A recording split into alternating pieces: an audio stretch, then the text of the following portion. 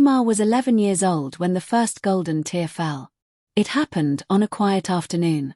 She had tripped outside their small house, scraping her knee against a sharp stone. The pain was small, the kind that usually fades after a few seconds. But when she cried, something strange happened. Her mother gasped. Instead of water, a drop of golden liquid rolled down Omar's cheek. It shimmered in the sunlight before falling to the ground with a soft metallic sound. Her father picked it up with shaking fingers. It was real, heavy, pure, valuable.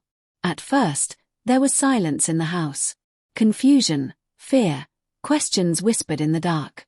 Her mother held her tightly that night. "This is not a blessing," she said softly.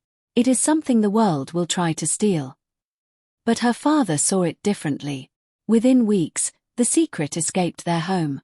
A cousin told a friend told a neighbor, and soon the entire village knew about the girl whose tears turned to gold.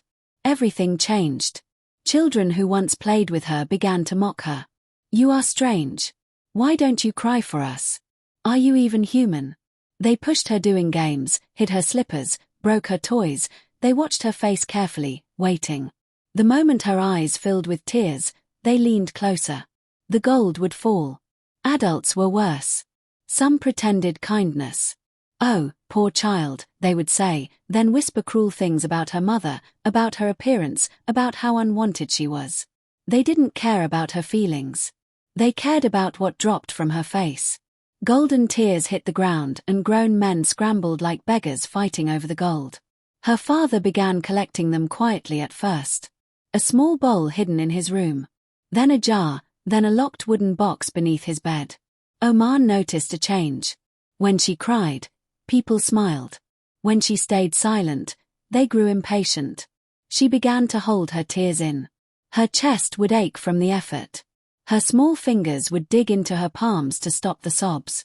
But sometimes the pain was too much, and the gold would fall again. One evening, as she watched strangers argue over the pieces gathered from her sorrow, she asked her mother in a trembling voice, "If I stop crying, will they stop loving me?"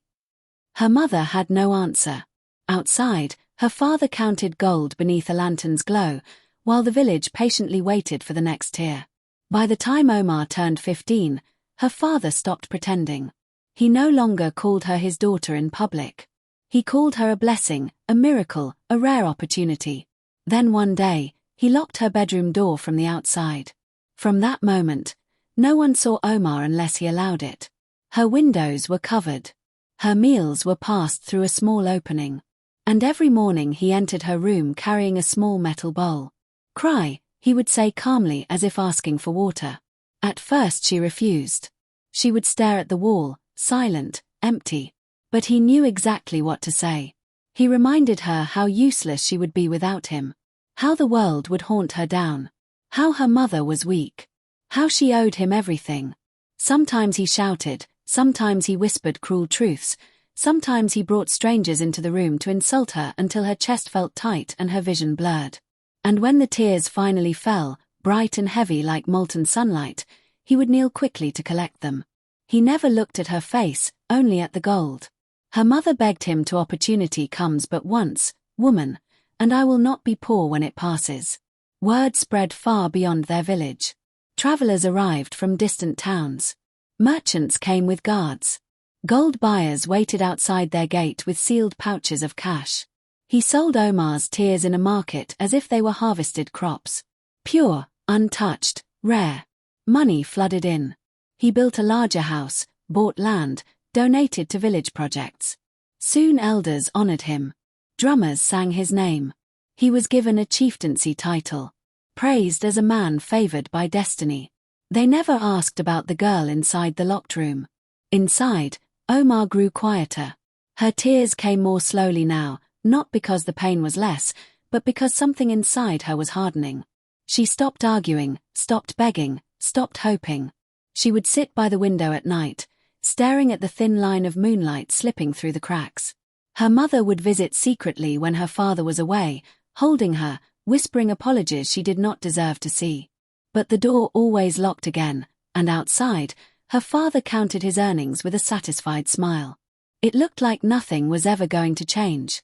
Omar's mother stopped crying in front of her husband, not because she wasn't broken, but because she had started planning. The idea came from a whisper in the market. Two women arguing over vegetables mentioned a healer in a faraway land. A man who could lift courses, untie spiritual knots, and return stolen destinies. Most people laughed at such stories. Omar's mother did not. That night, she sat beside her daughter on the cold floor of the locked room. Omar's eyes looked older than 15. There was no sparkle left in them, only quiet endurance. "I heard something," her mother whispered. Omar did not respond. "There is a healer. They say he removes burdens that cling to the soul." At that, Omar finally looked up, not hopeful, just tired. "It won't matter," she said softly. "He will find us." Her mother knew she was right. Her husband had guards now, influence, money, men who owed him favors. If they left during the day, they would be dragged back before sunset. So, she waited. She watched her husband's routine carefully. The nights he drank too much palm wine. The mornings he left early for the market. The way he hid the keys beneath his pillow. And then she chose her moment. "Stop. This is your child," she cried. "She is not a mine you dig until it is empty." But he would laugh, adjusting his flowing robe. It was deep into the night when the house fell silent. The lanterns had burned out. The guards outside were laughing over a quiet game. She moved slowly. She took the keys. She unlocked the door. For a moment, Omar just stared at her mother, confused. "Get up," she whispered urgently. "No questions."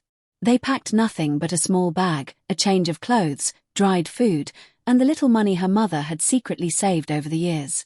No gold,